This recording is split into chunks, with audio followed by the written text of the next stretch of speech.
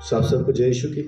और हम एक बार फिर से उस जगह पे जहाँ पे आके हम परमेश्वर के वचन से कुछ बातों को सीखने और समझने की कोशिश करते हैं। और जैसा कि हम अपने पिछले प्रचार में, पिछले वीडियो में भी हम ऐसा देख चुके हैं कि हम बात कर रहे हैं वैराग्य के ऊपर। तो अब आगे उसको कंटिन्यू करते हैं। चौथा हिस्सा माने वशीकरण। वशीकरण, आप वशीकरण जब शब्द को देखते हैं तो इसका मतलब है कि किसी चीज को काबू में करना। आपको दीवारों पे लिखा मिलता होगा, बंगाली बाबा वशीकरण, है ना। लोग वशीकरण का मतलब समझते हैं किसी दूसरे को अपने काबू में करना, वही वशीकरण है। असल वशीकरण है खुद को अपने काबू में करना, दूसरे को नहीं। अपने को काबू में रखना, अपने आप को वहां तक पहुंचाना कि हम समझ पाए कि असल वशीकरण क्या है। अब इसमें फिर से बात वहीं आती है, कितने लोग ऐसे हैं जिन्होंने जिस दिन प्रभु यीशु मसीह को अपना प्रभु स्वीकार किया उसी दिन से सुधर गए, पूरा सुधर गए। हाँ जी, ऐसा एक भी नहीं। यीशु मसीह के साथ चलने वाले चेले भी नहीं। ये एक प्रक्रिया है, एक प्रोसेस है। धीरे धीरे हम बदलते जाते हैं। एकदम से मुझे किसी ने पूछा आपने कौन सी तारीख को मन फिराया था। मैंने सोचना शुरू किया वो कौन सी तारीख थी। तारीख नहीं आ रही दिमाग के अंदर। फिर कह रहे नहीं आपने बपतिस्मा किस दिन लिया। मैं कहा बपतिस्मा लेना अलग चीज है, मन फिरा लेना अलग चीज है। तो कह रहे आपने मन कब फिराया।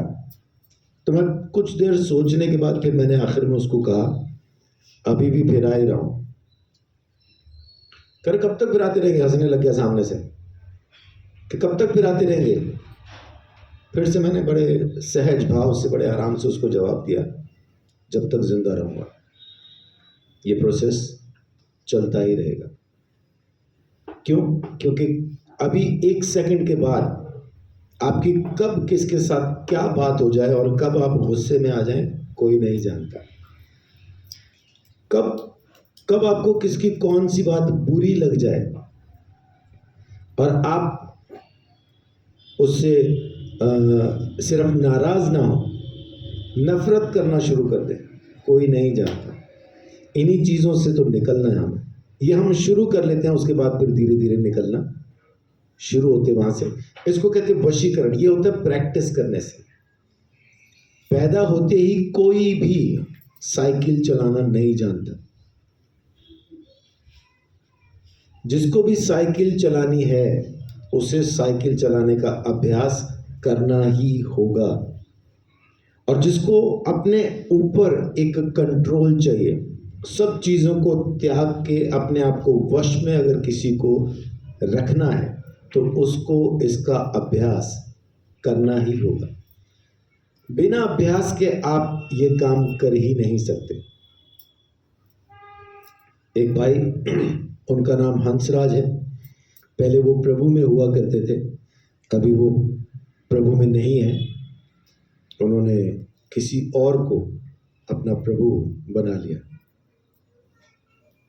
लेकिन जब वो प्रभु में थे तो उनकी एक बात मुझे बहुत अच्छी लगी, जो आज भी मुझे याद है। मैं आपको वही उदाहरण बता रहा हूँ।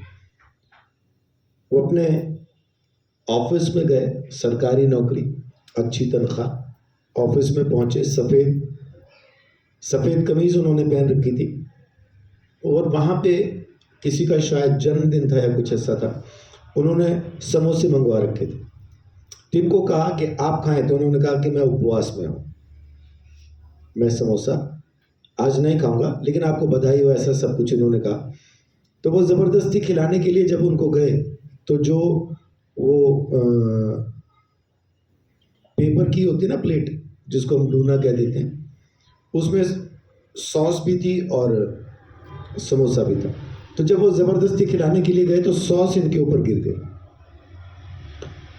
इन्होंने कुछ नहीं कहा, वॉशरूम में गए, पता नहीं कमीज उतारी कि पहने पहने, लेकिन उसको साफ किया, पानी से धो लिया और गीली कमीज पहन के ही वापस आ गए और आराम से जाके अपने टेबल पे बैठे और जो काम करना था वो शुरू किया। तो किसी ने कहा कि आपको गुस्सा नहीं आया, इन्होंने आपके ऊपर वो डाल दी? तो ये उनको हंस के देख के कहते हैं, ये तो मेरा जिम है, अगर ये लोग मेरे आसपास ना हो तो मैं अपने गुस्से पे काबू करना कैसे सीखूंगा? ये सिखाते हैं तो मैं सीखता। और ये बात मेरे को बड़ी अच्छी लगी उनकी, कि मेरे आसपास जो लोग हैं ना, जो मेरे खिलाफ है, असल में वही हैं जो मुझे यीशु में चलना सिखाते हैं। उन्होंने मेरे खिलाफ कुछ किया या कुछ कहा, तो अब ज़रूरत मुझे है कि मैं अपने आप को वश में रख के, काबू में रख के उस चीज़ को अपनी ज़िंदगी में लागू करूं जो यीशु ने कहा कि करो।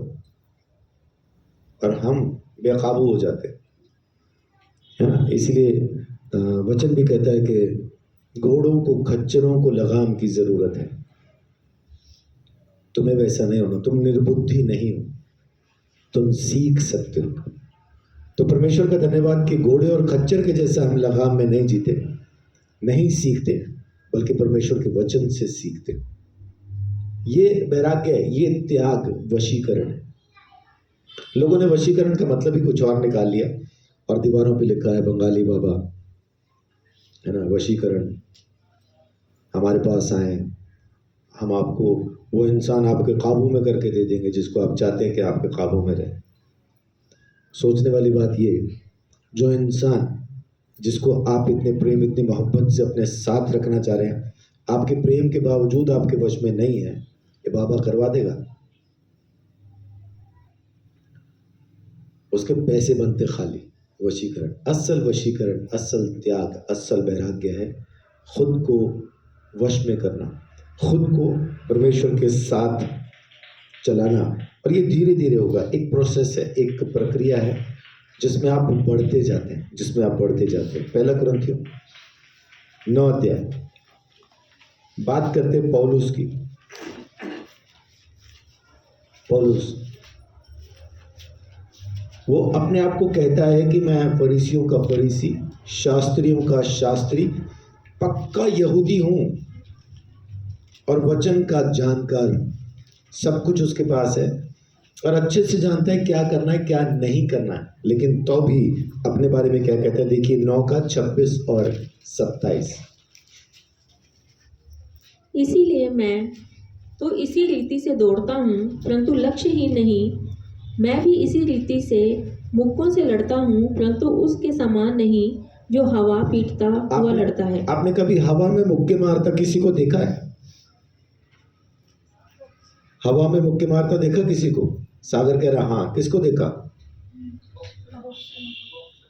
बॉक्सर को। क्या करता हवा में मुक्के मार के? वो प्रैक्टिस, अभ्यास। उसको हवा में मुक्के क्यों मारने पड़ते हैं?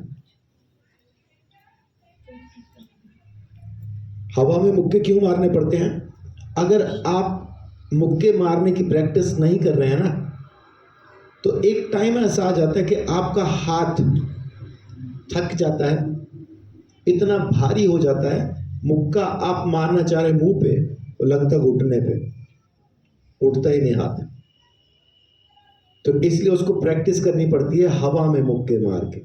लेकिन पौलुस क्या कह रहा है कि मैं दौड़ता तो हूं लेकिन लक्ष्य ही नहीं, मुझे मालूम है कहां पहुंच रहा है। हवा में मुक्के मारता तो हूं लेकिन वैसा नहीं जो बेकार में ही मार रहा है, मुझे मालूम है मुझे किसे मारना है, उसकी दौड़ क्या है और वो मुक्के कहां मार रहा है। देखिए आगे, परंतु मैं अपनी देह को मारता कूटता और वश में लाता हूँ, ऐसा ना हो कि औरों को प्रचार करके मैं आप ही किसी रीति से निकम्मा ठहरूं। जी, तो दौड़ रहा है किस लक्ष्य में? अपने आप को वश में करने के लक्ष्य में। मुक्के मार रहा है किसको? खुद को। मारता, कूटता और वश में करता, यह है असल त्याग, यह है वशीकरण। अपने आप को काबू में रखना, अपने आप को काबू में रखना। इसको कहते हैं वैराग्य का वो हिस्सा जिसे वशीकरण कहा जाता है। अपने आप को काबू में रखना। रखेंगे कैसे अपने आप को काबू में? परमेश्वर के वचन के द्वारा, परमेश्वर के वचन के द्वारा, वो प्रैक्टिस करके जो परमेश्वर कहता है उसका अभ्यास करके आप खुद को काबू में रख सकते हैं। जब तक आप उसका अभ्यास नहीं करेंगे, रोमियो 6 अध्याय, तब तक आप अपने आप को काबू भी रख नहीं पाएंगे। प्रैक्टिस करना जरूरी है। 6 का 12 से 14 तक पढ़िए। इसीलिए पाप तुम्हारे नश्वर शरीर में राज्य न करे कि तुम उसकी लालसाओं के अधीन रहो। जी, क्या लिखा है? इसलिए पाप तुम्हारे नश्वर शरीर में राज्य न करे कि तुम उसके अधीन रहो। हमारे अंदर किसका राज्य होना चाहिए? हमारे अंदर राज्य होना चाहिए स्वर्गीय राज्य, उस स्वर्गीय पिता का राज्य। यीशु ने प्रार्थना सिखाई, आए हमारे बाप, तू जो आसमान पर है, तेरा नाम पाक माना जाए, तेरी बादशाहत आए। तो उसकी बादशाहत कहाँ पे आएगी? क्या जमीन पे आएगी या हमारे अंदर आएगी? उसकी बादशाहत हमारे अंदर आएगी। कैसे आएगी उसकी बादशाहत हमारे अंदर? जब हम अपने खुदा को बादशाह समझ के उसकी बातों को मानना शुरू करेंगे तो उसकी बादशाहत हमारे अंदर है। और अगर हम उसकी सुन ही नहीं रहे, उसकी समझ ही नहीं रहे, वो जो चाहे सो बोलता रहे और मैं जो चाहूं सो करता रहूं, तो वो मेरा बादशाह नहीं है। फिर वो मेरा बादशाह नहीं है, फिर तो मैं खुद अपना बादशाह। और यहाँ पे वही कहता है पौलुस कि पाप तुम्हारे नश्वर शरीरों के अंदर राज्य ना करे, तुम उसके अधीन ना रहो। आगे, और न अपने अंगों को अधर्म के हथियार होने के लिए पाप को सौंपो जी, पर अपने आप को मरे हुओं में से जी उठा हुआ जानकर परमेश्वर को सौंपो और अपने अंगों को धर्म के हथियार होने के लिए परमेश्वर को सौंपो। तब तुम पर पाप की प्रभुता ना होगी, क्योंकि तुम व्यवस्था के अधीन नहीं वरन अनुग्रह के अधीन हो। आमीन। अब यहाँ पे ना इसलिए, क्योंकि जब तब इन शब्दों को अच्छे से पढ़ा कीजिए जब आप बाइबल पढ़ते हैं। 12वीं आयत जब शुरू हुई तो सबसे पहला शब्द क्या है? इसलिए। इसलिए मतलब कि इसलिए तुम्हारे शरीरों के अंदर पाप राज्य ना करे। अपने आप को सौंप दो उसके हाथ में, अपने अंगों को सौंप दो परमेश्वर के हाथ में कि तुम्हारा सारा शरीर मिलके परमेश्वर का पवित्र मंदिर बने और तुम सारे के सारे काम उसके मुताबिक करना शुरू करो। और 14 आयत कहाँ पे शुरू होती है? तब क्या होगा? तब तुम पर पाप की प्रभुता नहीं होगी। कब नहीं होगी? जब हम अपने आप को उसके हाथ में सौंप के उसके वश में रहना शुरू करेंगे, अपने आप को वश में रखना शुरू करेंगे, तब पाप की प्रभुता हम पर नहीं होगी। मरे हुओं में से जी उठने के जैसा फिर हम भी जी पाएंगे। उस टाइम पे हमारे लिए बहुत आसान हो जाएगा। कुलुसियों 3 अध्याय, बहुत आसान हो जाएगा परमेश्वर के लिए जीना, अपने आप को वश में रखना। आपके पास, आपके परिवार में कोई पुलिस में है, पुलिस इंस्पेक्टर है और उसके पास सर्विस रिवॉल्वर है और वो आपके घर पे आया है और इस टाइम वो नहाने के लिए वो गया हुआ है। इतने में बाहर आपका किसी से तू में झगड़ा हो जाए तो क्या वो रिवॉल्वर उठा के आप किसी को गोली मार सकते हैं? मार पाएंगे? मार देंगे तो क्या ये होगा? नहीं, ये तो पुलिस इंस्पेक्टर उनकी पिस्तौल से मारा है तो ये कत्ल नहीं है, ये तो मार सकते क्योंकि पुलिस की पिस्तौल से मारा। क्या ऐसा मारा जा सकता? नहीं। ठीक वैसा ही जब आप अपने शरीर के अंगों को परमेश्वर को सौंप देते हैं, तो अब ये हाथ किसका हुआ? क्या इससे अब आप चोरी कर सकते हैं? बेशक आप माहिर चोर हैं, लेकिन चोरी क्यों नहीं कर सकते? क्योंकि अब ये हाथ आपका नहीं है, ये यीशु का है। ये जबान यीशु को दे दी, तो क्या अब इस जबान से आप किसी के बारे में कुछ भी बुरा कह सकते हैं? बेशक सामने वाला उस लायक है कि उसको कहा जाए, लेकिन क्या तो भी हम किसी को अपनी उस जबान से बुरा कह सकते हैं? क्योंकि ये जबान हमने परमेश्वर को दे दी, अब नहीं कह सकते।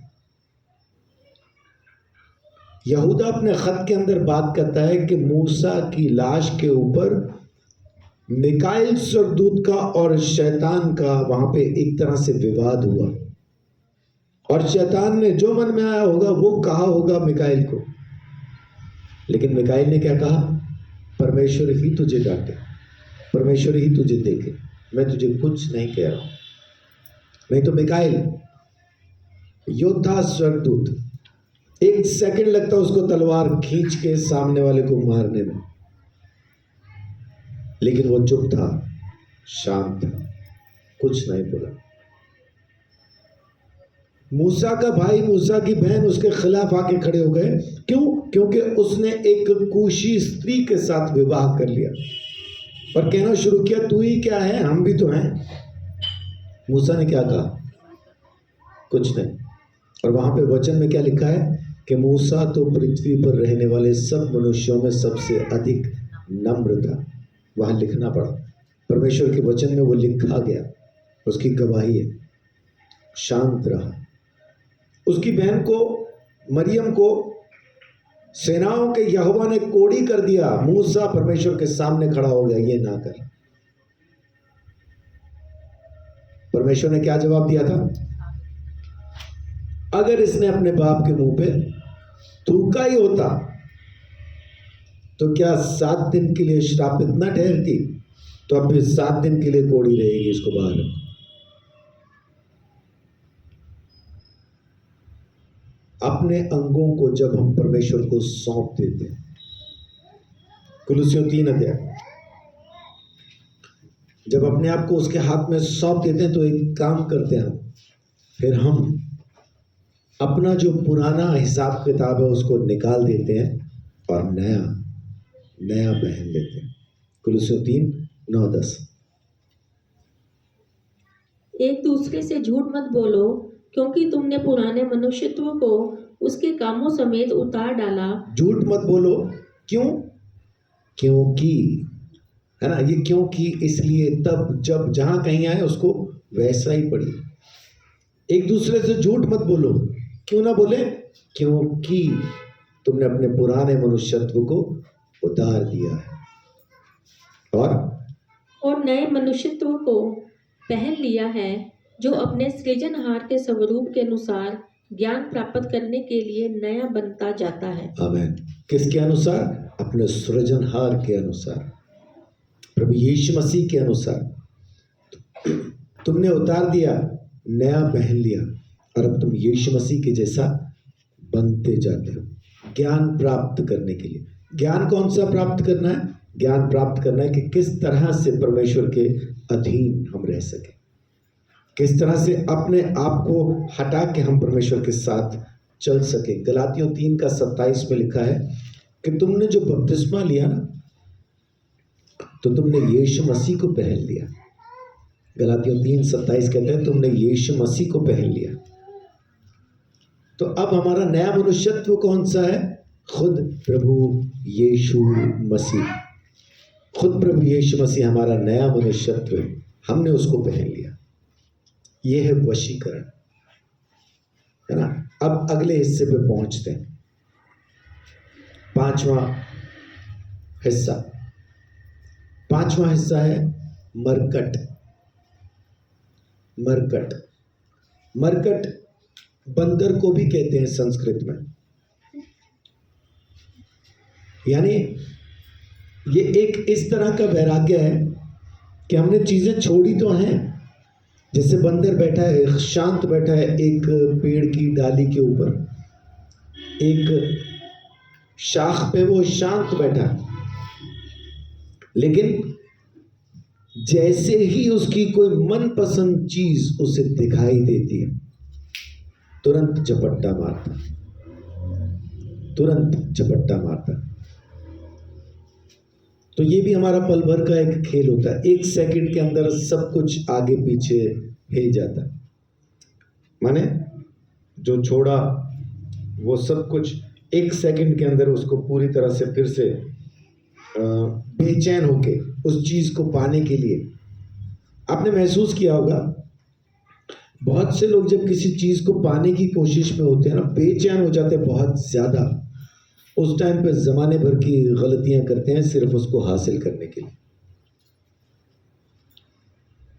इसको कहते हैं मार्केट। माने अभी छोड़ा हुआ है, सब कुछ त्याग रखा है, लेकिन अचानक से पल भर के आनंद के लिए, एक सुख के लिए, उसे हासिल करने के लिए सब आगे पीछे तहस नहस ऊपर नीचे सब कुछ हो जाता। अब इसमें असल चीज आती है अहंकार, मैं, मेरा। इस वजह से ये मेरा है, मुझे चाहिए, इसको मुझसे कोई छीन नहीं सकता, मैं इसके लिए ही सब कुछ करने के लिए तैयार हूं, मैं करूंगा। अब इसमें दोनों चीजें आती हैं, अच्छी बातें भी आएंगी और बुरी भी।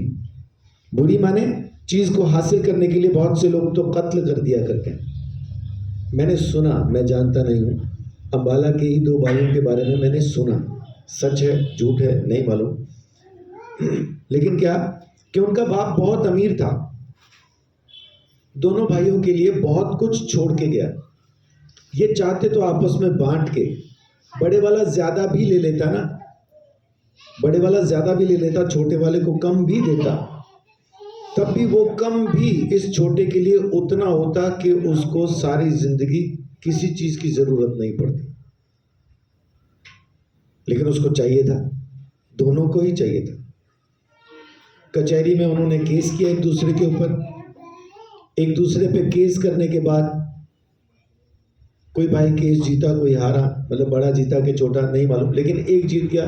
जाहिर सी बात है केस होगा तो एक जीतेगा एक हारेगा। और जब कोर्ट के बाहर आए तो जो हार गया था उसने अपने भाई पे पिस्तौल तान के गोली चला दी। इसके गोली लगी, इसकी मौत पक्का, उसको मरना ही था। अब जब वो गिर रहा है, उस भाई के बॉडीगार्ड जो थे उन्होंने इसको मार दिया। अब ये दोनों ही पड़े हैं वहां पे, ले जाओ प्रॉपर्टी किसे चाहिए। ये मैं, मेरा, मुझे चाहिए, मुझसे कोई छीन नहीं सकता, ये चीज बड़ी खतरनाक हो जाती है। और इसमें जमाने भर की गलतियां हम कर दिया करते हैं। और वहीं पे अच्छाई में, मैं अच्छा हूं, मैंने आज तक कभी किसी का बुरा नहीं किया, मैं परमेश्वर का वचन मानता हूं, मैं पवित्र आत्मा में जीता हूं, मैं उपवास रखता हूं, यानी मैं अच्छा हूं, ये चीज भी खतरनाक है। ये दूसरे वाले से ज्यादा खतरनाक है। उसका कम से कम दिखाई तो दे रहा है कि बुरा है,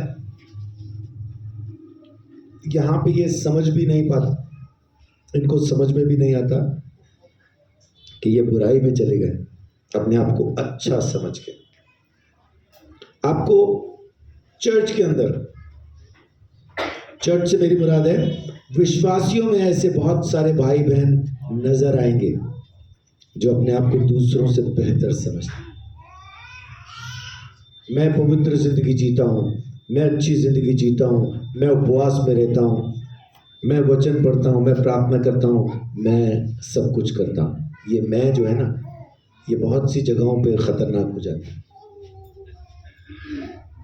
पौलुस जब रोमियो के अंदर यहूदियों को सिखाता है, उसके 10वें अध्याय में कहता है कि मैं प्रार्थना करता हूं तुम्हारे लिए,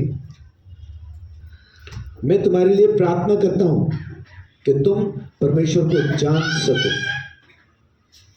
परमेश्वर को जान सको, उसे पहचान सको। तुम्हें धुन तो लगी है लेकिन बुद्धिमानी के साथ नहीं। क्यों? क्योंकि तुम अपनी ही धार्मिकता के अधीन जी रहे हो। तुम्हें परमेश्वर नहीं चाहिए, तुम्हें परमेश्वर की धार्मिकता नहीं चाहिए। तुम्हारे अंदर अगर धार्मिकता है तो तुम्हारी अपनी ही धार्मिकता तुम्हारे अंदर काम कर रही है। इसलिए उन्हें कहता है कि तुम बुद्धि से काम नहीं ले रहे। 10 अध्याय जब आप पढ़ेंगे, उसकी 1 से लेकर 4 तक जब आप पढ़ते हो तो ये आपको दिखाई देगा। और वहां 4ठी आयत में लिखा है कि यीशु मसीह व्यवस्था का अंत है, जिसकी तुम मान नहीं रहे। तुम व्यवस्था पे चल के अपने आप को धर्मी ठहराना चाह रहे हो, अपने आप को धर्मी बनाना चाहते हो। लेकिन असल में जो धार्मिकता है, वो यीशु में छिपी है। तो यीशु के अंदर वो धार्मिकता छिपी है। तो ये ये चीज जो है ये बहुत परेशान करती है। ये मरकट है, क्षण भर का होता है ये। उसके बाद फिर अपने आप ही सोचने लगते हैं, अरे मैंने ऐसा क्यों सोचा, मैंने ऐसा क्यों कहा, मुझे ये नहीं कहना चाहिए था, मुझे वो नहीं कहना चाहिए था, ये कहना अच्छी बात नहीं, वो कहना अच्छी बात नहीं। वो अपने आप पे दोबारा आते हैं। उस वक्त मैंने गुस्से में कह दिया, उसका बुरा नहीं मानना, है ना, ये मरकट माने। लेकिन इसमें असल चीज क्या है कि छोड़ें, निकल के आए वहां से और परमेश्वर के अनुग्रह के अंदर उठना, बैठना, जीना, चलना, वो तमाम बातें सीखें। हर बात को जब हम सीखेंगे तभी हम इस चीज को कर पाएंगे। अब देखिए रोमियो 8 का 18, रोमियो 8:18। क्योंकि मैं समझता हूँ कि इस समय के दुख और कलेश उस महिमा के सामने जो हम पर प्रकट होने वाली है कुछ भी नहीं है। इस समय के कलेश उस महिमा के सामने कुछ भी नहीं है। ये बस पल भर की बात है, क्षणिक है। इस क्षणिक हिस्से में आके, इस पल भर की बात में आके आप वो जो परमेश्वर के लिए अपने आप को आपने संसार से अलग करके रखा, फिर दोबारा से संसार में छलांग ना मारे। बहुत से लोग जैसे उनकी जिंदगी में कोई दुख आएगा, तकलीफ आएगी, तुरंत बोलना शुरू कर देंगे। क्या बोलेंगे? क्या फायदा हुआ हमें यीशु में आके? यीशु में आने का हमें कुछ भी फायदा नहीं हुआ, हालात पहले से भी ज्यादा बिगड़ गए। बहुत से लोग ऐसा कहना शुरू करते हैं, ना तो बीमारी जा रही है, ना कोई परेशानी जा रही है, कुछ भी नहीं जा रहा है, सब कुछ वैसे का वैसा ही है।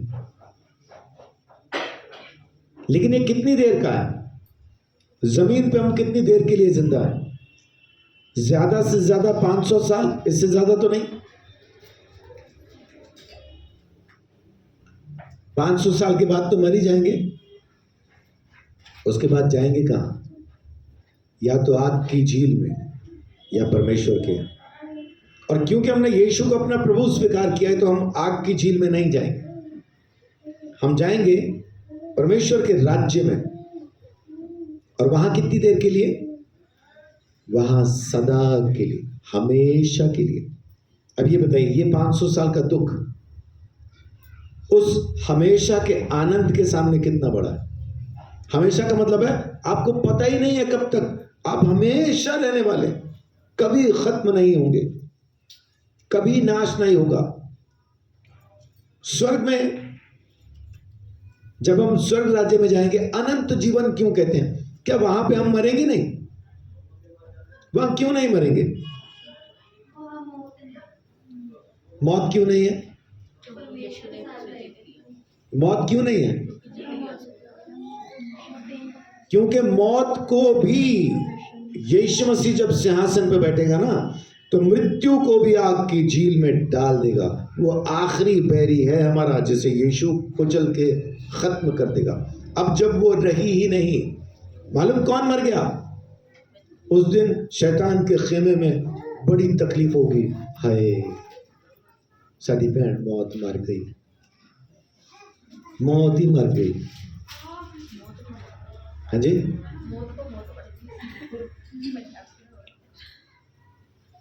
मौत ना फौत हो गई। जो मर ही गया वो काम क्या करेगा स्वर्ग राज्य के अंदर? वहां पे जो जिंदा है, मालूम उसका नाम क्या है? यीशु कहता है जीवन मैं हूं। स्वर्ग राज्य में अगर कोई जिंदा है तो जीवन है, जो मर गया वो मौत है। तो मौत जब मरी गई तो हमारे साथ वो क्या काम करेगी? कुछ भी नहीं। ये कुछ पल का जो दुख, कलेश, परेशानियां, इसकी वजह से दोबारा से संसार में छलांग न मारे, फिर दोबारा से उनके जैसे ना हो जाए। पड़ोसी से झगड़ा हुआ, कितनी देर का? पल भर का है। करना क्या चाहिए? वहां से आप चले जाओ, बस उस जगह रुको मत। आप रुके हैं तो झगड़ा होना ही है। और जब आप जाने वाले होंगे, पीछे से आपको ऐसे ऐसे आवाजों के साथ, ऐसे ऐसे नामों के साथ बुलाया जाएगा, आप पलट के वापस आएंगे, है ना? वो डरपोक कहां भाग रहा, पीठ दिखा के? अब क्या हो गया? पैंट गीली हो गई? ऐसा ऐसा बहुत कुछ बोलेंगे। और ऐसा कुछ भी सुन के कोई भी पलटेगा, कोई भी वापस आएगा। बस वही नहीं सुनना उस टाइम पे, वहां से चले जाओ। तो क्या हम डरपोक हैं? नहीं। डरपोक वो नहीं है जो लड़ाई को छोड़ के, लड़ाई से बच के वहां से निकल रहा है। डरपोक वो है जो बिना वजह के अपने आप को ताकतवर दिखाने की कोशिश करता है। मेरे डैडी ने कभी किसी को ये बात कही थी, बहुत छोटा था लेकिन मेरे को याद है अभी भी। तो मेरे डैडी ने उसको बड़े आराम से, बड़े धीमे शब्दों में उसको कहा था कि भाई, शरीफ आदमी को डरपोक समझने की गलती नहीं करना, क्योंकि जब शरीफ आदमी गुंडागर्दी पे उतरता है, उससे बड़ा गुंडा फिर कोई नहीं होता। वो बात मेरी तब तो नहीं समझ में आई थी, लेकिन ज़िंदगी के हालात देखने के बाद और अपने डैडी की ज़िंदगी को देखने के बाद मुझे समझ में आता कि शरीफ आदमी डरपोक नहीं होता। और जब वो खड़ा हो जाए किसी परेशानी के सामने, मेरे नाना का कहना था, परेशानी से, लड़ाई झगड़े से बच के रहो, जितना हो सकता है बचो, लेकिन जब आ ही जाए तो फिर उसको उठा लो हिम्मत के साथ, फिर ना डरो। लेकिन असल काम क्या है अपना? अपना असल काम है ये क्षण भर के दुख के लिए संसार में वापस छलांग नहीं मारना, अपने आप को इससे दूर रखना, निकाल के रखना, अपने आप को परे रखना। पहला तीमुथियुस पहला अध्याय उसकी 15 आयत में पौलुस भी कहता है कि अब है कैसा बंदा पौलुस? वो कहता है कि आत्मा में मेरे साथ चलो, मेरे जैसा चलो, मेरे जैसा जियो। लेकिन जब उसकी बातचीत आती है तो क्या कहता है? पहला तीमुथियुस पहला अध्याय उसकी 15 आयत में कि यह बात सच और हर प्रकार से मानने के योग्य है कि मसीह यीशु पापियों का उद्धार करने के लिए जगत में आया, जिसमें सबसे बड़ा मैं हूँ। सबसे बड़ा पापी वो खुद को कह रहा है कि सबसे बड़ा पापी मैं हूँ। ये मानने में हमें दिक्कत होती है कि मैं खराब हूँ। हम दूसरे वाले की खराबियां निकालते रहते और यहाँ तक कहते हैं उसने ये शुरू किया था, पहल उसने की, तो बाद में मैंने ये कहा। मैंने उसको नहीं कहा, उसने शुरू किया था। लेकिन पौलुस क्या कह रहा है? अपने चेले को सिखा रहा। एक बुजुर्ग आदमी एक जवान लड़के को सिखा रहा है और खत में लिख के क्या भेजता है? तीमुथियुस, जमीन पे सबसे बड़ा पापी मैं हूं, मैं तुझे वचन सिखाऊंगा। अच्छा, ये कैसा पापी है? वचन जानता है, आत्मा में चलता है, लोगों को सिखाता है, लेकिन कभी इस घमंड में नहीं आता कि मैं तोप हूं, मैंने मुर्दे जिंदा कर दिए, मैंने ये कर दिया, वो कर दिया। वहां तक पहुंचता ही नहीं। प्रेरितों के काम 14 अध्याय, प्रेरितों के काम 14, देखिए उसका 10 और 11 में क्या लिखा है? 14 का 10 11। और ऊंचे शब्द से कहा, अपने पांव के बल सीधा खड़ा हो। तब वह उछलकर चलने फिरने लगा। लोगों ने पौलुस का यह काम देखकर लुकाउनियों की भाषा में ऊंचे शब्द से कहा, देवता मनुष्य के रूप में होकर हमारे पास उतर आया है। एक लंगड़े को चंगा कर दिया इसने, और लोग क्या कह रहे हैं? देवता उतर आए। अब वहां पे ये भूल सकता था, घमंड कर सकता था, है ना, कह सकता था देखो परमेश्वर कैसे काम कर रहा है, ये वो, ऐसा बहुत कुछ बोल सकता था। लेकिन उन लोगों ने क्या किया? इसके लिए बलिदान चढ़ाने के लिए वो गेट तक पहुंच गए। इसको भी वहीं पे बुला रहे कि तू भी वहीं पे आ जा और हम तेरे लिए बलिदान चढ़ाएंगे।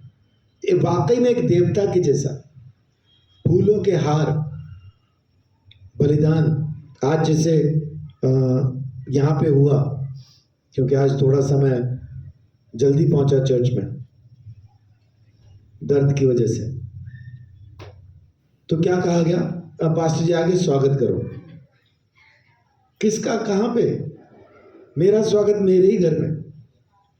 ऐसा बहुत सारे पास्टर आप देखेंगे, अपने ही चर्च की सभा है उनकी, अपने ही लोग हैं, लेकिन फिर भी फूल मालाएं और बुके और न जाने क्या क्या, और कईयों के आगे तो फूल की पत्तियां भी ऐसा फेंकी जाती हैं, पास्टर जी आ रहे हैं। वो तो शुक्र है भाले वगैरह खत्म हो गए, है ना। वो भाले लेके खड़े होने वाले लोग अब खड़े नहीं होते हैं, नहीं तो अनाउंसमेंट शुरू होती, खबरदार, होशियार, पास्टरों के पास्टर, सेवकों के प्रभु अपनी पूरी टीम के साथ पधार रहे हैं। T T T T T T T T T T. इस तरह से आना था। पौलुस ये नहीं कर रहा है, पौलुस ऐसा नहीं कर रहा है। उसको कह रहे देवता उतरा है जमीन पे, फूलों के हार ले आओ, बलिदान लाओ, हम इसके लिए बलि चढ़ाएंगे। लेकिन वो क्या कहता है? देखिए 15 आयत। हे लोगों, तुम क्या करते हो? हम भी तो तुम्हारे समान दुख सुख भोगी मनुष्य हैं, और तुम्हें सुसमाचार सुनाते हैं कि तुम इन व्यर्थ वस्तुओं से अलग होकर जीवित परमेश्वर की ओर फिरो, जिसने स्वर्ग और पृथ्वी और समुद्र और सब कुछ उसमें है बनाया। आमीन। वो क्या कह रहा है? हमें क्या देख रहे हो? उसको देखो जिसका सुसमाचार हमने तुम्हें सुना, उसकी ओर फिरो। लूका 9 अध्याय उसकी 23 आयत। वहां पे अगर कहा जाए तो एक उर्दू के शायर ने शेर भी कुछ ऐसा सही लिखा, लेकिन बिल्कुल उल्टा। यहाँ पे क्या लिखा है 9 का 23 में? उसने सबसे कहा, यदि कोई मेरे पीछे आना चाहे तो अपने आप से इनकार करे और प्रतिदिन अपना क्रूस उठाए हुए मेरे पीछे हो ले। अगर इसको उर्दू में कहें तो क्या लिखा है? खुद ही का इनकार कर। खुद ही का यानी खुद का, उसको कहते हैं खुद ही, मैं, उसका इनकार कर। लेकिन शायर ने क्या शेर लिखा है? खुद ही को कर बुलंद इतना कि खुदा बंदे से खुद पूछे कि बता तेरी रजा क्या। माने अपने आप को ऐसा बना दे कि स्वयं परमेश्वर तुझसे पूछने के लिए उसको आना पड़े कि भाई हाँ सर बताइए, आप तो बहुत ज़्यादा बुलंदी पे आ गए, बताएं मैं आपके लिए क्या कर सकता हूँ। अच्छा, और यीशु मसीह क्या कहता है कि खुद ही का जब तक तू इनकार ना करेगा तब तक तू मेरा चेला बनने के लायक नहीं है। तो ये मरकट पल भर का, एक सेकंड का, जस्ट एक सेकंड का जो एक हेर फेर है, इसमें फिर दोबारा वापस संसार में नहीं कूदना। इसे कहते हैं मरकट, इसे कहते हैं बंदर के जैसा, है ना। फिर से कोई चीज दिखाई दे गई, फिर से झपट पड़े, तो वो नहीं करना। छठी बात जिसको कहते हैं शमशान, ये भी क्षणिक है। आप लोगों ने, मैंने तो किया, पता नहीं आप लोगों ने ऐसा महसूस किया कि नहीं, कोई अपना जब मर जाता है, जब हम उसको शमशान घाट या कब्रिस्तान लेके जाते हैं, तो वहाँ पे जब हम होते हैं तो वहाँ पे मन के अंदर बिल्कुल बड़े अच्छे से ये विचार आता है, कुछ नहीं रखा संसार में, यही अंत है, एक दिन ऐसे ही जाना। अब यहाँ से वापस जाके मैं ऐसी ज़िंदगी बिल्कुल नहीं जीऊँगा, अब मैं ज़िंदगी बदल लूँगा, अब मैं अलग तरीके से जीऊँगा। लेकिन घर तक पहुँचते पहुँचते ये बातें कहीं पीछे ही जड़ के गिर जाती, और घर पहुँचते तक चीज़ें बदल जाती। घर पहुँचे, अब सारे के सारे रिश्तेदार उतने ज़्यादा दुखी नहीं होते। घर पहुँचे तो वहाँ पे कोई मिला, गले मिलके, चल कोई नहीं, हौसला कर, कुछ खाया तूने? जवाब भी नहीं देते हम कि खाया कि नहीं खाया। कोई दूसरा ही बताता है ना, बेचारे 3 दिन हो गए कुछ नहीं खाता, दूसरा ही जवाब देता। अब ये नहीं पता कि 3 दिन में इसने क्या क्या खाया, लेकिन कह दिया उसने, है ना। अब वो उतना दुखी तो नहीं है जो पूछ रहा है गले लग के, और आया मातम के लिए ही है। कुछ नहीं कहा, चल कोई नहीं, मैं KFC ऑर्डर की था, वो मर गया, ये KFC ऑर्डर कर रहा है। माने वो शमशान की बात, वो कब्रिस्तान की बात कब्रिस्तान में ही रह जाती, वो पल भर की होती, वही क्षणिक होती है। वो सोच, वो त्याग, वो वैराग्य हम शमशान में ही छोड़ आते, कब्रिस्तान में ही छोड़ आते। क्या ईसाइयों को अपने मुर्दे दफनाने ही चाहिए? अगर ना दफनाए जला दें तो क्या होगा?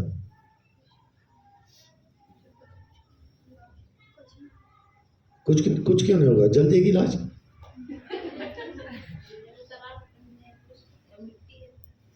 दफनाओ, जलाओ, किसी को टेस्टी लगे पका के खाओ, जो चाहो करो, कुछ फर्क नहीं पड़ता। तो हम दफनाते क्यों हैं? अगर कोई जला दे, पूरे का पूरा ईसाई समाज उसके खिलाफ हो जाता है। इन्होंने तो हिंदुओं की रीति पे जला दिया, दफनाते क्यों हैं? हमने कौन से इलाके से सीखा, मुसलमानों ने भी, हमने भी कौन से इलाके से सीखा कि दफनाना चाहिए? वो इलाका है मिडल ईस्ट, वहां पे रेत है, बंदा मर जाए लकड़ी मिलनी नहीं, बंदा मर जाए लकड़ी मिलेगी ही नहीं। अब लकड़ी नहीं मिलेगी तो क्या करें? कुछ नहीं, गड्ढा खोदो, दफना दो। वो वहां से दफन करना हमने सीखा और उसको एक परंपरा बना लिया। मुसलमान दफनाते ही हैं, ईसाई दफनाते ही हैं।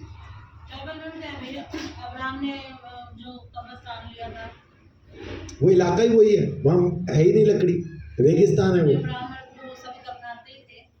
दफनाते नहीं थे वो, उस हाँ, वो एक गुफा में, एक कमरे में रखते थे, और सिर्फ एक को नहीं रखते थे, कई, मतलब पत्थर हटाया, चल भाई तेरी एडमिशन, पत्थर हटाया, चल भाई तेरी बारी। यीशु मसीह की जो कब्र थी वो एक अमीर आदमी की कब्र थी, उसमें एक ही रखा जाना, उसने अपने लिए अलग से बनवाई थी, और वो उसने यीशु को दे दी कि भाई इसको रखो यहाँ। क्यों? क्योंकि वहां पे लकड़ी नहीं थी। यहाँ पे जब हम पढ़ते हैं ना, तो हम क्या पढ़ते हैं? जंगल में, बाइबल के अंदर पढ़ते हैं जंगल में, लेकिन असल में वहां लिखना चाहिए वीराने में, मरुस्थल में, रेगिस्तान में, वो एरिया है वो। यीशु मसीह ने क्यों कहा कि कोई अंडा मांगे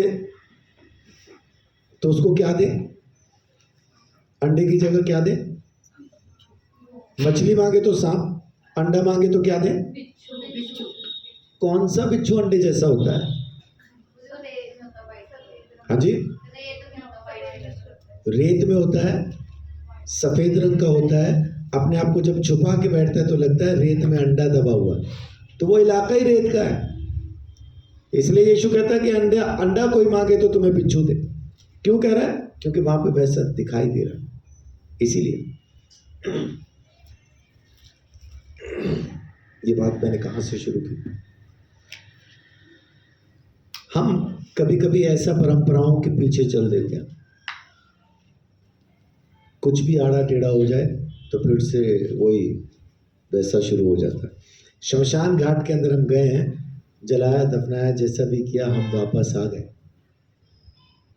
लेकिन वहां जो बैठ के हमने सोचा था वो सोच हम घर नहीं लेके आते, उस सोच में हम वापस घर नहीं पहुंचते। वो थोड़ी देर के लिए ही होता है, अस्थायी वैराग्य है। वैराग्य की सोच आती तो है, लेकिन वैराग्य काम नहीं करता। अब इसके लिए करें क्या? वो जो सोच वहां पे आई है उसको बना के कैसे रखें? उसके लिए सिर्फ एक ही चीज काम आती है, वो है अपने से विद्वान, अपने से ज्यादा ज्ञानवान, अपने से ज्यादा आत्मिक, अपने स्तर से थोड़े ऊंचे वाले स्तर पे जो हैं या बराबरी के स्तर पे जो हैं, उनकी संगति करना। जब तक हम संगति नहीं करते, इसको हिंदू रीति के अंदर या दूसरे उसमें एक अलग नाम देते हैं। क्या कहते हैं? जब आपको कहीं बुलाते हैं, आप आना, हमने क्या रखा है? सत्संग। हमने सत्संग रखा है, आप सत्संग में आना। बहुत से ऐसी जगह जहां पे लोग इकट्ठा होते हैं, उनके ऊपर लिखा है सत्संग भवन। सत्संग भवन, संगति। जब तक आप संगति नहीं करेंगे, ये क्षणिक वैराग्य सदा के वैराग्य में बदलेगा नहीं। ये सोच, ये ख्याल जो आपके मन के अंदर आया पल भर के लिए, किसी भी बात को लेके आया, इस पल भर के ख्याल को अब इसको बिल्कुल मरे हुए के साथ ना जोड़ें, शमशान के साथ ना जोड़ें। इस वैराग्य का नाम है शमशान। ये कौन सा वैराग्य है? जो पल भर का है, सोचा खत्म। लेकिन इसको लगातार बना के कैसे रख पाएंगे? लगातार बना के आप इसको तब रख पाएंगे जब आप सत्संग के अंदर, संगति के अंदर बैठना शुरू करेंगे। बहुत से लोगों ने, देखिए रोमियो 14 अध्याय, किनको लेना है संगति के अंदर अपनी? यहां पे लिखा है 14 का 1, रोमियो 14:1। जो विश्वास में निर्बल हैं, जो विश्वास में निर्बल हैं, उसे अपनी संगति में ले लो। उसे ले ले अपनी संगति में। वचन साफ कह रहा है कि जो विश्वास में कमजोर है। विश्वास में कमजोर का मतलब जिसने पल भर के लिए सोचा। आपके पास कोई आके कभी कहता है ना, मेरे लिए प्रार्थना करना, मैं प्रभु में बढ़ना चाहती हूं, ये शमशान वैराग्य है। घर तक पहुंचते पहुंचते वो कहीं और ही बढ़ जाता। अब उसने कहा कि मैं बढ़ना चाहता हूं, तो उसको ले लो फिर संगति में, क्योंकि आपके पास ये सोच के आया कि आप उसके लिए प्रार्थना करेंगे, तो उसकी जिंदगी में कुछ ना कुछ काम जरूर होगा। आप उसको बढ़ा पाएंगे, आपकी प्रार्थना से वो बढ़ जाएगा। तो उसको ले लो अपनी संगति में। इब्रानियों 10 अध्याय, जब वो संगति में आएगा, जब वो बातों को सीखना शुरू करेगा, जब वो बातों को सुनना शुरू करेगा, तो वो बढ़ना भी शुरू करेगा। लोगों को उस शमशान के अंदर छोड़ना नहीं है, पल भर के वैराग्य में छोड़ना नहीं है, हमें खुद को भी नहीं छोड़ना। वो विचार आ गया तो अब संगति ढूंढें, संगति की खोज करें। आज की तारीख में हम इतने ज्यादा बिजी हो गए हैं कि हम संगति से बचना शुरू हो गए। संडे को किसी तरह से हम टाइम निकाल पाते हैं, लेकिन उसके बाद हम कहें कि भाई लगातार एक संगति आपके घर पे होनी चाहिए, तो उसमें फिर बहुत सारी बातें आ जाती हैं। लेट हो जाते हैं, काम से देर से आते हैं, सब इकट्ठा नहीं होते हैं, उस टाइम तो खाना बनाने का टाइम होता है, बहुत कुछ। संगति। आज सुबह रीना कुछ देख रही थी, तो उसको एक रील कहें के शॉर्ट्स उसमें दिखाई दिया, तो वो मेरे पास हंसती हुई कह रही है, देखो ये क्या है। मैंने देखा तो उसमें क्या था कि इंसान मछलियों को पकड़ पकड़ के खा रहे थे, तो एक मछली ने एक दिन इंसान को श्राप दिया जैसा तूने मुझे नेट में पकड़ के खाया है, मारा है, ऐसा एक दिन तू भी नेट में फंस जाएगा। और उसके बाद फिर दिखाया एक छोटी उम्र का लड़का और उसके चारों तरफ मोबाइल, इंटरनेट का वो सारा नेट, मतलब मछली ने श्राप दिया, जाल में फंसेगा। अब मनुष्य जाल में फंसा हुआ, और जाल कौन सा है? इंटरनेट का नेट। हमने संगति का समय इंटरनेट को दे दिया, वचन पढ़ने का समय फोन को दे दिया, प्रार्थना का समय फोन को दे दिया। हम खुश होते हैं तो वो खुशी का समय फोन को दे दिया। मैं बहुत खुश हूं, लाओ वो गाना लाओ। मतलब पहले के जमाने में जब शादी वादी होती थी ना, तो बहनों को, किसी लड़की को, औरत को कहा जाता था, भैया तू भी डांस कर ले। नो नो नो, पहले शर्माती थी, धीरे धीरे, नहीं नहीं नहीं नहीं। तो जब जोर देते थे, अपने पर्स में से सीडी निकालती थी, आ ला दे फिर।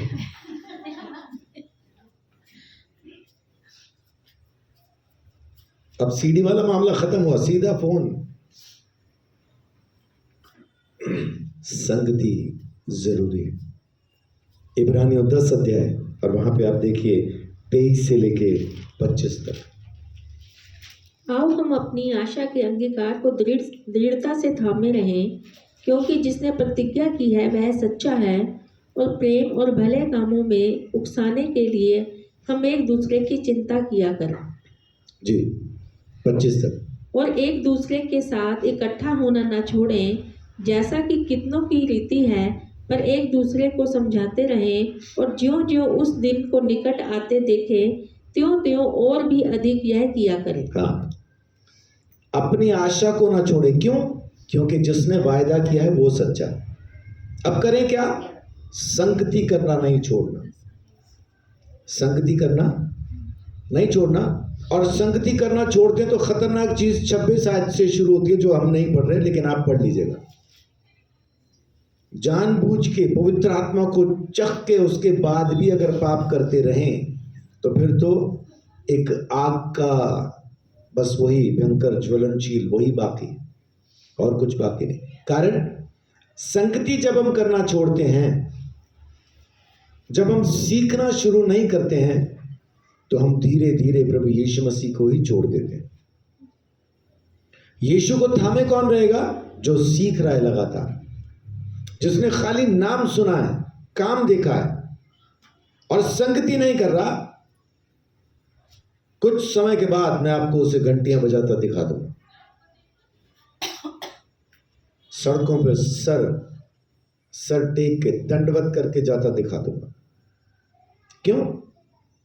संगति। वो पल भर का था, उसके बाद संगति नहीं, सीखा नहीं, वापस। और जो वापस गया, चख के, सब कुछ जान के, ये सब कुछ जानबूझ के भी अगर पाप, यहां पाप कौन सा? हमारे कर्म नहीं, यहां पाप है यीशु मसीह को छोड़ना। आगे देखना, लिखा है कि अपने लहू से, अपने पांव से यीशु के लहू को रौंद देता, छोड़ देता, कारण संगति ना हो। तो ये वैराग्य है जिसे हम श्मशान कहते हैं। ये वैराग्य है, शुरू होता है एक बहुत अच्छी सोच के साथ, लेकिन इसको यूं ही खत्म नहीं होने देना। इसको संगति में बदलना और सीखते ही चले जाना बहुत जरूरी है। अब्राहम को परमेश्वर ने बुलाया, लेकिन लगातार उसके साथ बातें करता रहा, उसे सिखाता रहा, समझाता रहा, उसके साथ बात करता रहा, मिलता रहा, उसके घर पे आया खाना खाने के लिए। सदोम अमोरा को नाश करने जा रहा हूं, उसको बता रहा है। अब्राहम उसके सामने खड़े होकर विनती कर रहा है, इतने हो तो छोड़ देगा? हाँ छोड़ दूंगा। इतने हो तो छोड़ देगा? हाँ। अब्राहम उस पर विश्वास तो कर रहा है, लेकिन उसे लोगों पर विश्वास नहीं है, इसलिए गिनती घटाता जा रहा है। 10 तक पहुंच गया। 10 भी मिले तो छोड़ देगा? हाँ छोड़ दूंगा। लेकिन उसे भी परमेश्वर ने क्या कहा? उत्पत्ति 17 का 1 में क्या कहता है? मेरी उपस्थिति में चल और सिद्ध होता जा। हम सिद्ध होते कब जाएंगे? पूरी तरह से वैराग्य में कब आएंगे? जब हम उसकी उपस्थिति में रह के सीखते ही चले जाएंगे, तब हम पूरी तरह से सिद्ध हो पाएंगे। जब तक हम पूरी तरह से उसकी उपस्थिति में नहीं रहेंगे, सीख भी नहीं पाएंगे, चल भी नहीं पाएंगे, संसार से अलग भी नहीं हो पाएंगे। ये बहुत जरूरी है। अब है आखिरी, यह है सच्चा वैराग्य, संपूर्ण वैराग्य जिसे हम कहते हैं, ये वो है। अब इसमें ज्ञान भी, विवेक भी, सब कुछ स्थायी है। क्या छोड़ना चाहिए, क्या रखना चाहिए, संयम किसे कहते हैं, ये सब कुछ इसमें हम सीख जाते हैं। ये एकदम से नहीं आएगा। ये जो हमने पहले से शुरू किया ना, यतमान से, वहां से शुरू करके धीरे धीरे यहां तक पहुंचेंगे, तब हम आखिरी पड़ाव 7वीं मंजिल पे तब पहुंचेंगे। यतमान से ही शुरू होना है, प्रयत्नशील, यानी शुरू से जब हम कोशिश करना शुरू करेंगे तो वहां से शुरू होगी बातचीत। फिर कभी छोड़ेंगे, कभी रहेंगे, कभी फिर भटकेंगे, पल भर के लिए, पल भर की चीज आएगी, गुस्सा होकर फिर संसार में छलांग मार देंगे, ये चीजें होंगी। लेकिन वशीकरण के बाद, वशीकरण करना जब हम सीखना शुरू करते हैं तो मरकट से भी बचेंगे। वो जो पल भर में कूद के हम संसार में चले जाते थे ना, उससे बचेंगे। श्मशान, जो विचार हमारे अंदर आया कि हाँ मुझे अब प्रभु के लिए जीना है, अलग हो के जीना है, उसके लिए फिर हम सीखना, समझना, संगति में रहना शुरू कर देते हैं। आप जिस तरह की संगति में रहेंगे आप वैसे ही बनते जाएंगे। एक हलवाई, अभी वो मिठाइयां बनाता, बेचता, पढ़ा लिखा है, लेकिन काम नहीं मिला तो अपने एक कारोबार उसने शुरू किया हलवाई का। लेकिन फिर एक दिन उसे अपने इलाके के एमएलए, अपने इलाके के मंत्री के साथ काम करने का मौका मिलता है। इलाके के मंत्री का पीए बन जाता। पहले वो कैसा दिखाई देता था? हलवाई के जैसे। हाँ जी आओ जी, हाँ जी सर, क्योंकि वो कस्टमर को अटेंड करता था ना पहले। लेकिन अब बन गया पीए, मंत्री का पीए।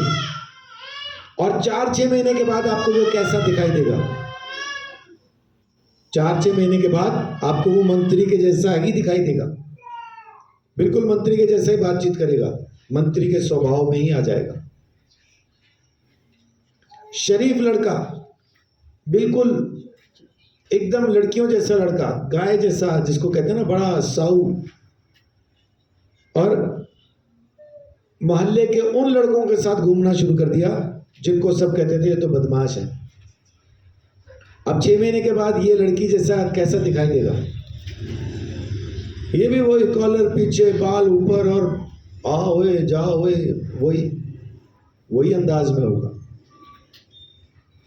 जब आप भी परमेश्वर की संगति में, उसके वचन की संगति में, लोगों के साथ उस सत्संग के अंदर परमेश्वर की उपस्थिति में जब आप उठना बैठना चलना शुरू करते हैं, आप भी फिर उसी के जैसा दिखाई देंगे, उसी के जैसा सुनाई देंगे। अभी मैं छत्तीसगढ़ जब जाके आया हूँ तो हेमलता बहन ने मुझे फोन पे ये बात कही। वो बच्चे उतना ज़्यादा वचन पे ध्यान नहीं देते थे, लेकिन मैं गया तो उन्होंने ध्यान भी दिया, बात भी की। ये परमेश्वर का अनुग्रह है। शायद उनको मेरी बात समझ में आ रही थी इस वजह से। लेकिन हेमलता बहन ने क्या बोला कि पास्टर जी बच्चे कह रहे थे, वो मेरे को अंकल कह के बुलाते हैं क्योंकि 16, 17 साल के वो बच्चे हैं, कि पास्टर अंकल जब हमारे घर के अंदर थे ना तो हमें यूं लग रहा था जैसे हमारे घर में यीशु आ गया। इतना सुनना ही काफी है।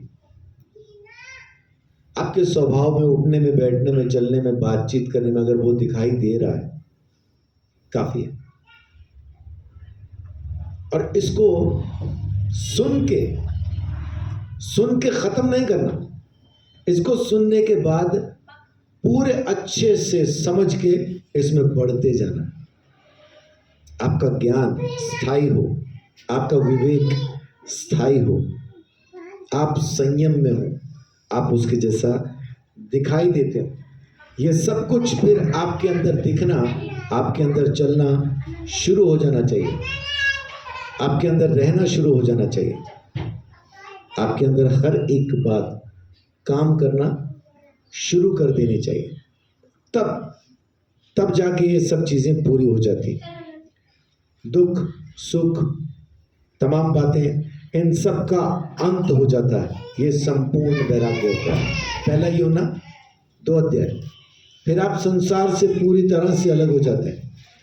पहला योना 2 अध्याय, उसकी 15 से लेकर 17 तक। वैसे ही तेरे यहाँ कुछ ऐसे हैं पहला योना 2 अध्याय, उसकी 15 से 17। तुम ना तो संसार से और ना संसार में की वस्तुओं से प्रेम रखो जी। यदि कोई संसार से प्रेम रखता है तो उसमें पिता का प्रेम नहीं, क्योंकि जो कुछ संसार में है अर्थात शरीर की अभिलाषा और आंखों की अभिलाषा और जीविका का घमंड, वह पिता की ओर से नहीं है, परंतु संसार ही की ओर से है। संसार और उसकी अभिलाषाएं दोनों मिटते जाते हैं, पर जो परमेश्वर की इच्छा पर चलता है वह सर्वदा बना रहेगा। आमीन। तो अब हम संसार के नहीं है, ना ही शरीर की इच्छाएं, ना ही शरीर की अभिलाषाएं, कुछ भी अब हमारा नहीं। अब सब कुछ फिर परमेश्वर का है। उसकी उपस्थिति में रहना, उसके साथ रहना, संसार को छोड़ के। संसार को छोड़ने का मतलब है कि अब मैंने ये सब कुछ जो छोड़ दिया तो उसका दुख नहीं है मुझे, बल्कि इस बात की खुशी, इस बात का आनंद है कि अब मैं परमेश्वर के साथ रहता हूं। लोगों को संसार छोड़ने का दुख होता, संसार छोड़ने का दुख नहीं, आनंद इस बात का कि अब मैं परमेश्वर के साथ रहता हूं, है ना। 3 अध्याय उसकी 9वीं आयत। क्योंकि अब हम उसके साथ रहते हैं, तो अब यहाँ पे एक बड़ी खतरनाक चीज कहता है यूहन्ना, देखिए 3 का 9।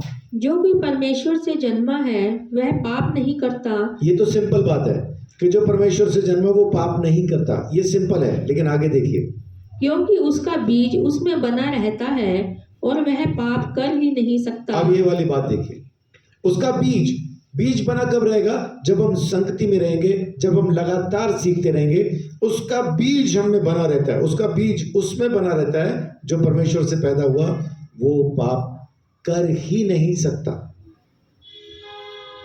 एक है कि पाप नहीं करता, वो अलग बात है, वो छोटी चीज है। लेकिन जब ये कहा जाता है कि वो पाप कर ही नहीं सकता, ये महत्वपूर्ण है। ये कब होगा? जब हम पूरी तरह से संसार को त्याग के परमेश्वर के साथ उठना बैठना चलना फिरना शुरू करेंगे, तब जी वो पाप कर ही नहीं सकता। क्योंकि परमेश्वर से जन्मा है। इसलिए क्योंकि वो परमेश्वर से जन्मा। परमेश्वर से जन्मने का मतलब क्या है? परमेश्वर से पैदा होने का मतलब है कि बहुत से बाप आप देखेंगे ना, संयुक्त परिवार जहां पे सब एक साथ रहते हैं, चाचा ताया दादा दादी सब साथ में ही रह रहे हैं, वहां पे कभी कभी आपने सुना होगा माँ क्या कहती है उनको, तू मेरा लड़का तो है ही नहीं, तू तो अपनी चाची का ही है। या बाप कह देता है मैंने थोड़ी पैदा किया तुझे, तू मेरा थोड़ी है, तू तो अपने ताए का है, या तू तो अपने दादे का है। ऐसा क्यों कहते हैं?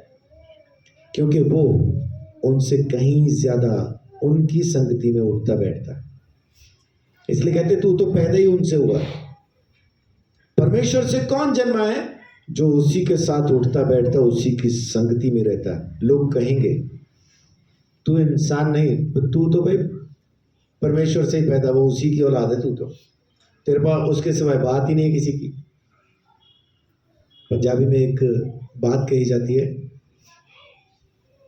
मुड़किड़ घूम घूम के भुखा बात सुनावे रोटी दी। वही भूखा, उसके बाद दूसरी कहानी कोई नहीं, है ना, वो रोटी की कहानियां सुनाएगा। पौलुस क्या कहता है? यीशु की क्रूस की कथा के सिवाय मेरे पास कोई बात है ही नहीं। मुझसे जब मर्जी पूछ लो, यीशु की क्रूस की कथा की ही मैं बात करता हूं, वही सुनाता हूं।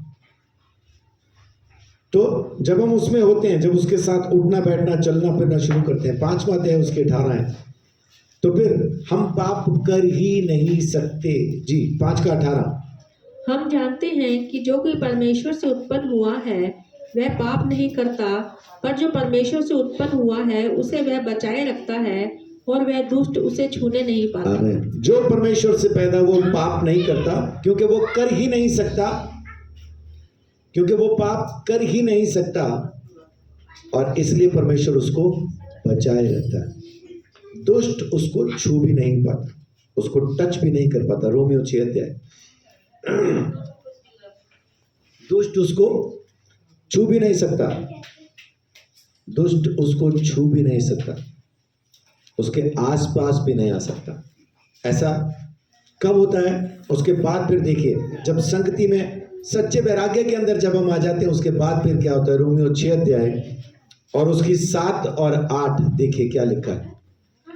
क्योंकि जो मर गया वह पाप से छूटकर धर्मी ठहरा, इसीलिए यदि हम मसीह के साथ मर गए तो हमारा विश्वास यह एक बार है। दोबारा पढ़िए 7वें आयत से।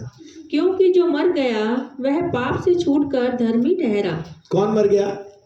लिखा है इसी अध्याय के अंदर शुरू में लिखा है, क्या तुम नहीं जानते कि तुमने यीशु मसीह की मृत्यु का बपतिस्मा लिया? हम यीशु मसीह के साथ मर गए और पानी में से जो बाहर आए तो एक नए जीवन में, एक नए जन्म के साथ अब आत्मा में जीना शुरू किया। क्योंकि जो मर गया है वो पाप नहीं कर सकता।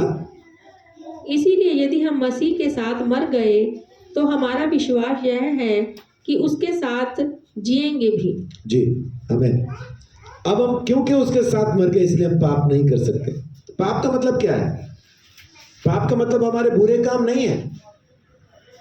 पाप का मतलब है परमेश्वर के वचन पे शक करना, उसको न मानना, ये पाप है। परमेश्वर के वचन पर शक, परमेश्वर के वचन को न मानना, यही असल पाप है। बाइबल क्या कहती है? आदम ने कौन सा पाप किया? मैं थोड़ी देर के लिए रुक जाऊं अगर सीरियस बात चल रही तो। बाइबल क्या कहती है? आदम ने क्या किया? आदम ने शक किया परमेश्वर की बात का कि ये फल ना खाना नहीं तो मर जाओगे। हव्वा ने आके कहा, देख मैंने खाया, मैं नहीं मरी, तू भी खा, नहीं मरेगा।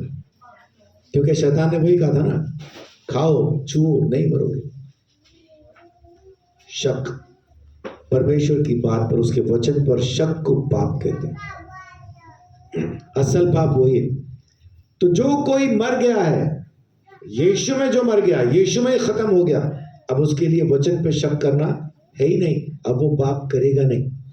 क्यों? क्योंकि अब वो नए जन्म के अंदर नई रीति में उठ खड़ा हुआ। इसकी 10वीं आयत भी पढ़ दीजिए। क्योंकि वह जो मर गया तो पाप के लिए एक ही बार मर गया, परंतु जो जीवित है तो परमेश्वर के लिए जीवित है। आमीन। जो मर गया वो पाप के लिए एक ही बार में मर गया, लेकिन अब जो जिंदा है तो परमेश्वर के लिए। परमेश्वर के लिए से मतलब क्या है? कि अब वो जो कुछ भी करेगा परमेश्वर की बात को सुन के करेगा और उसी के मुताबिक करेगा। 8 अध्याय उसकी पहली आयत। अतः अब जो प्रभु यीशु में, अतः जो मसीह यीशु में हैं उन पर दंड की आज्ञा नहीं, क्योंकि वे शरीर के अनुसार नहीं वरन आत्मा के अनुसार चलते हैं। आमीन। यही सच्चा वैराग्य, पूरी तरह से पवित्र आत्मा में चलना, पूरी तरह से परमेश्वर के अंदर होके चलना, यीशु मसीह में मर जाना, यीशु मसीह में जी उठना। पौलुस कहता है कि मैं संसार की दृष्टि में, संसार की नजर में मर गया हूं, और अब जो जिंदा हूं तो इसलिए जिंदा हूं क्योंकि परमेश्वर का बेटा यीशु मुझ में जिंदा है, वो मुझ में जिंदा है, इसीलिए अब मैं जिंदा हूं। तो अब हमें भी असल वैराग्य, अब तुम संसार के नहीं, ना संसार की अभिलाषाओं के हो। बहुत बार हम सारी चीजें ना शैतान पे डाल देते हैं। शैतान परीक्षा लाया, शैतान ने हमारी जिंदगी में ये किया, शैतान ने वो किया। वो हमारी जिंदगी में अब कुछ नहीं कर रहा, यीशु मसीह ने उसको निहत्था कर दिया है। अब उसकी कोई औकात नहीं। कीड़े के जैसा हमारे जूतों के कहीं रैक में, जूते के नीचे गोबर के साथ लगा होगा। अभी शैतान की उतनी ही हैसियत, उतनी ही औकात है, बस उतना ही है, इससे ज्यादा कुछ नहीं।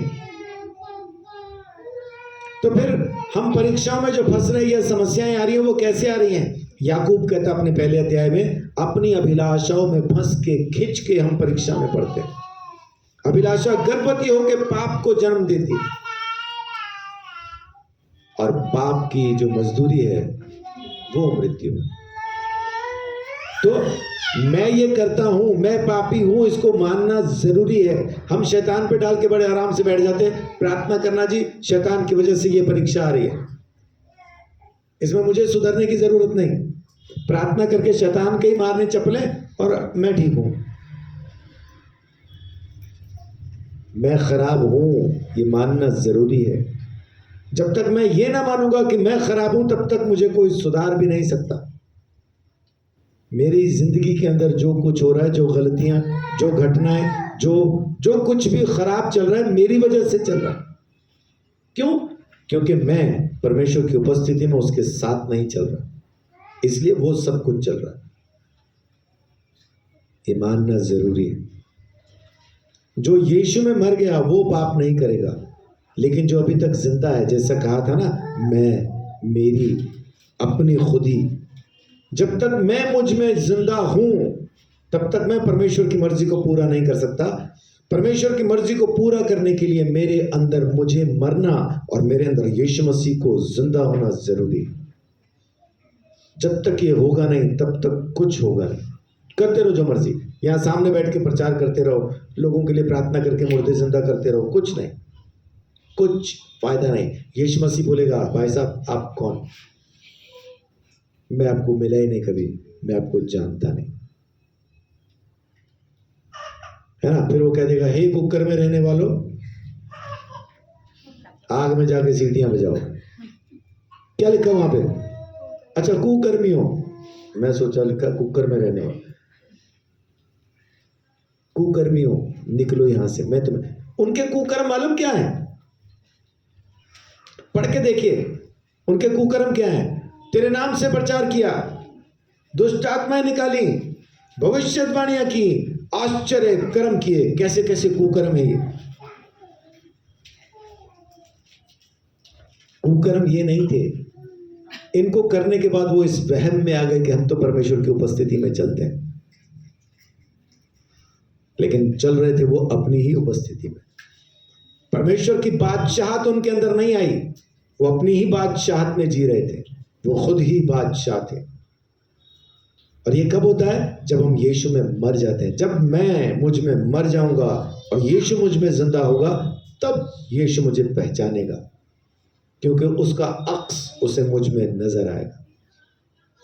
कहता है ना, मैंने तुम्हें दुख की भट्टी में से, दुख की भट्टी में, वहां से मैंने तुम्हें चुन लिया, चांदी के जैसा निर्मल किया। सोने के जैसा क्यों नहीं कहता? सोने को आग में डाल दें तो वो पिघल जाता, लेकिन चांदी को अगर आग में डाल के छोड़ दें तो वो जल जाती, खत्म हो जाती। चांदी को साफ करने के लिए उसे एक बर्तन में लेके अपने हाथ में पकड़ के उसको आग पे रखना पड़ता, जब चाहे हटा ले, वैसा रखना पड़ता। आग भी एक वो फूकनी सी होती है, उससे मार देता ताकि तेज धीरे उसको, मतलब आग को तेज किया जा सके, धीमा किया जा सके। हटाएंगे कब? सुनार को कब पता चलता है कि चांदी अब शुद्ध हो गई है, पूरी तरह से साफ हो गई? पता कब चलता है? उसको इस तरह से, इस एंगल में उसको पकड़ा जाता है कि जब चांदी पूरी तरह से शुद्ध हो जाती है, सुनार को अपना चेहरा उस चांदी में दिखना शुरू हो जाता है, तब वो हटा लेते, कहता है अब तू साफ हो गई। यीशु मसीह भी अपना अक्स हम में देखना चाहता है। और ये कब होगा? जब हम पूरी तरह से मैं खत्म करके तू ही तू जब हो जाएगा, यीशु हम में दिखाई देगा। और सिर्फ यीशु ही हमारे अंदर दिखाई नहीं देगा, सिर्फ यीशु को ही हमारे अंदर वो खुद को नहीं देखेगा, बल्कि हर कोई जो हमें देखेगा, हर किसी को हमारे अंदर यीशु दिखाई देगा। अभी हमारे अंदर यीशु नहीं दिखता, कोई पास्टर दिखता है, कोई विश्वासी दिखता है, फिर कोई बिशप दिखता है, कोई पोप दिखता है, कोई तोप दिखता है, वैसा दिखता है। यीशु दिखाई नहीं देता, यीशु दिखना जरूरी है। और जब वो दिखता है तब हम पूरी तरह से सच्चे वैराग्य को हासिल कर लेते हैं।